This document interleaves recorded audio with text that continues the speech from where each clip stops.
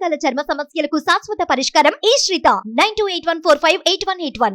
వివిధ నాయకులు మాట్లాడినా లేకపోతే ఆనాటి మంత్రులు, ముఖ్యమంత్రులు, ప్రధానమంత్రులు మాట్లాడిన విషయాలన్నిటినీ వారు ఇక్కడ ఉదహరిస్తూ ఇప్పుడు కాళేశ్వరం ప్రాజెక్టు మీద కానీ తెలంగాణ రాష్ట్రం ఏర్పడ్డ తర్వాత నిర్మించిన సాగునీటి ప్రాజెక్టుల విషయంలో కూడా వారు మాట్లాడుతున్నారు. సరే, వారి అభిప్రాయాలు వారు చెప్తున్నారు. వారి అభిప్రాయాన్ని విభేదించే హక్కు మాకున్నది, వారి అభిప్రాయం చెప్పుకునే హక్కు వారికి ఉన్నది. నాకేం అభ్యంతరం. అయితే అధ్యక్ష, తమరి ద్వారా తెలంగాణ సమాజానికి అత్యంత కీలకమైన అంశాన్ని ఇతరులు ఎవరో చెప్పిందో మనము చేపట్టిన చర్యలు లేదా పనుల మీద ఇతరు ఇచ్చే నివేదికను మనము ఆమోదించవచ్చు, తిరస్కరించవచ్చు, భిన్న అభిప్రాయం చెప్పడానికి కూడా అవకాశం ఉంది.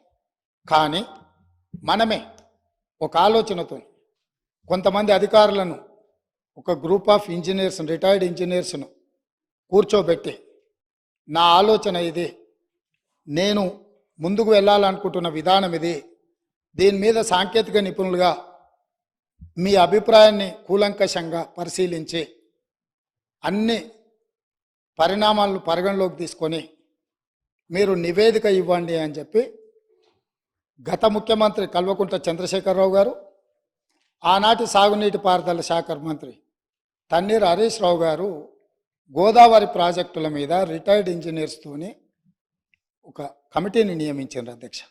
ఆ కమిటీ ఇచ్చిన నివేదికను తమ ద్వారా ఈ సభ రికార్డులోకి మొత్తం తేదలుచుకుని ఇందులో కొన్ని అంశాలను మాత్రము నేను చదివి వినిపిస్తాను. ఆనాటి పత్రికలలో వచ్చిన వార్తలను కూడా నేను చదివి వినిపిస్తాను కొంతమేరకు.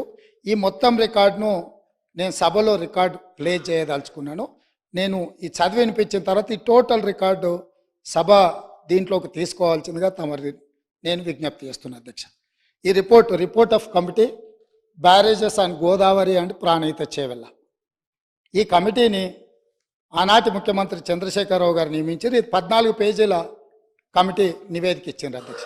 ఎవరు అధ్యక్ష ఇందులో ఇంజనీర్లు ముఖ్యమైన వాళ్ళు అంటే B Anantaramulu, B Venkata Ramarao, S Chandramouli, G Damodar Reddy, M Shyamprasad Reddy, 5 మంది ఇంజనీర్లతో ఆనాటి ముఖ్యమంత్రి, సాగునీటి పారుదల శాఖ మంత్రి ప్రాణహిత చేవెళ్ళ ప్రాజెక్టుల మీద తుమ్మిడిహెట్టి దగ్గర కాకుండా ఇతర ప్రాంతాలలో నిర్మించడానికి అవసరమైన రీడిజైనింగ్కు ఇక్కడ పునాది పడ్డది అధ్యక్ష. ఈ పునాది పడ్డ తర్వాత వీళ్ళు పూర్తి స్థాయిలో మొత్తం గోదావరి జలాలకు సంబంధించిన హిస్టరీని మొత్తం ఇందులో పొందుపరిచింది అధ్యక్ష. ఇదే కాకుండా వీళ్ళు aerial survey, physical survey, toposheets survey చేసి మొత్తం ఒక నివేదికను తయారు చేసి ఇచ్చారు అధ్యక్ష.